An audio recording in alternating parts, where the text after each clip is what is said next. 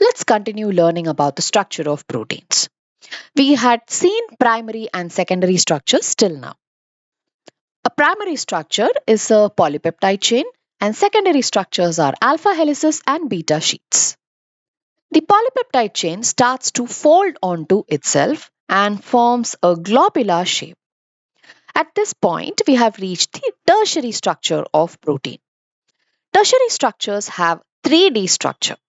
But we just saw beta sheets and alpha helices in the secondary level, right? So are they not 3D structures? Primary structure is a linear polypeptide chain. Secondary structures are alpha helices and beta sheets.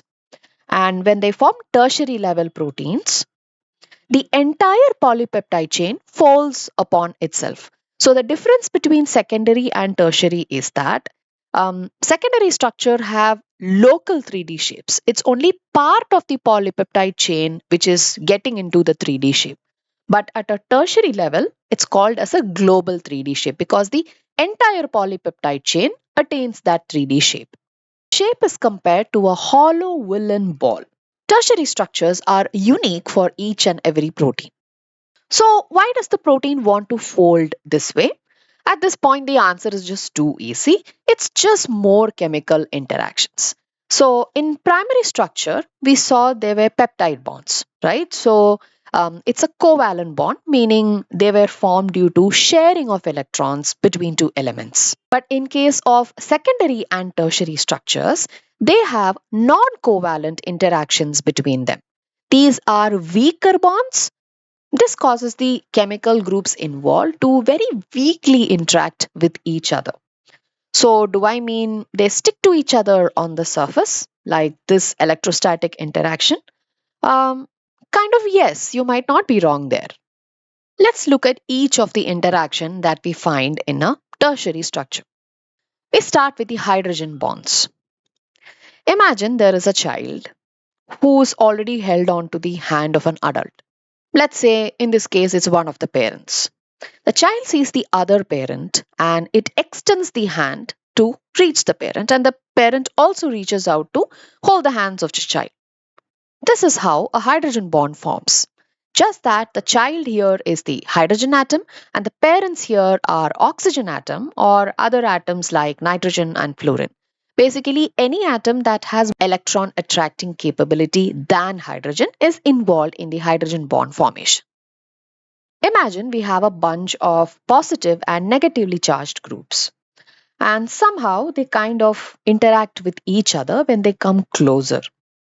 Ionic interaction is a weak electrostatic interaction that results when positive and negative groups come together. They are usually formed by charged molecules with the water around them. Hydrogen bonds and ionic interactions are together called as polar interactions. Next, we have the hydrophobic effect. Imagine you have two groups who do not like each other and they are about to fight.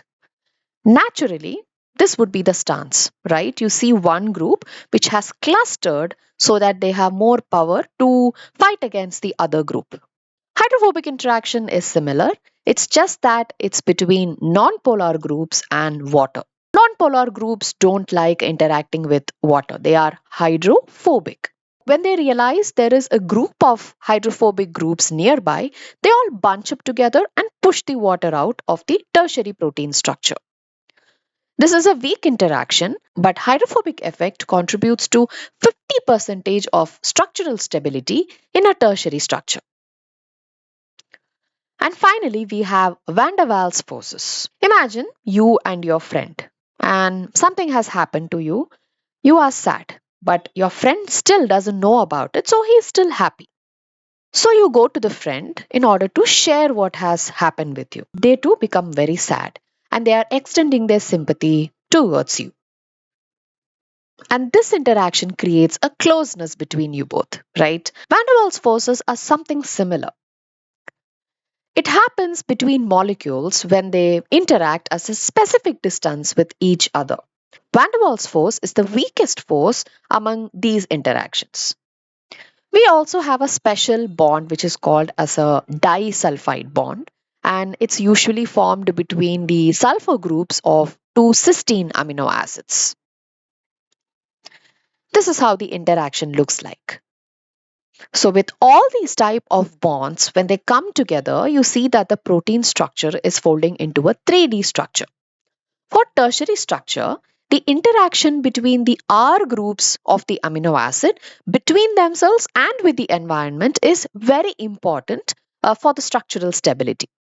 When a protein is in the process of folding in its tertiary level, the hydrophobic groups naturally collapse to the inside of the molecule and it pushes out the polar interactions towards the outside. Tertiary structure is a 3D shape and often includes buried groups as well as chemical groups that are present on the outside. Protein usually exposes groups which can interact with its surrounding.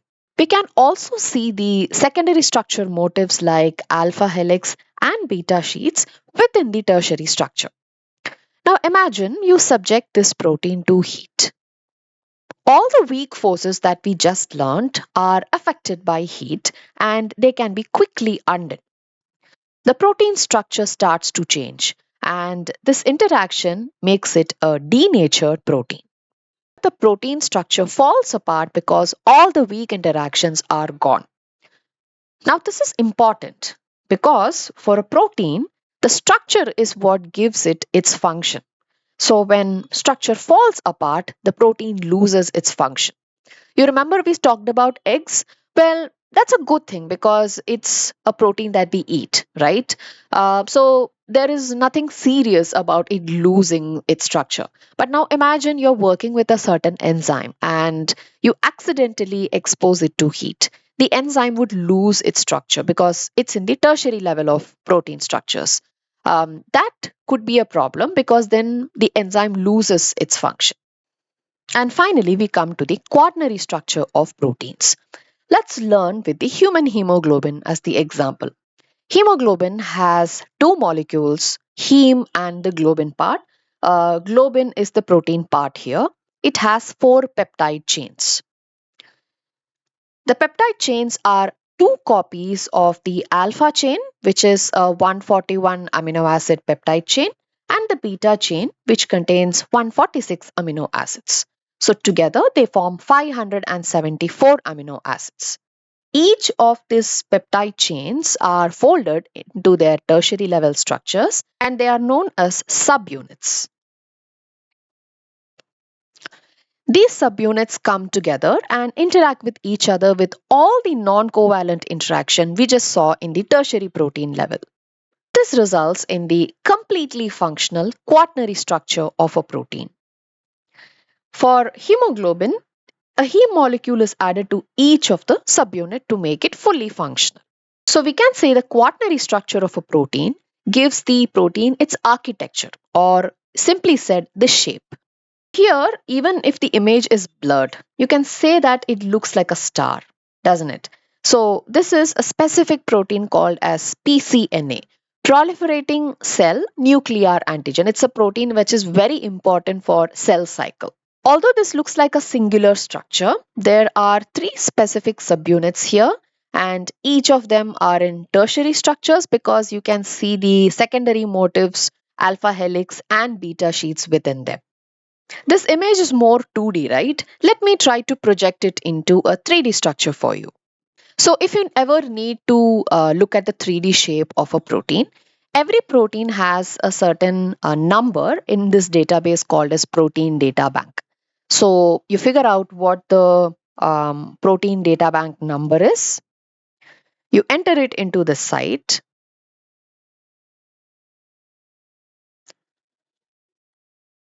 And voila, you get your three-dimensional structure. So this is a quaternary structure and we can see that it has a certain thickness and it's not just the star shape. They have beautifully color coded the individual subunits as well and you can clearly see the beta sheets as well as alpha helix in them.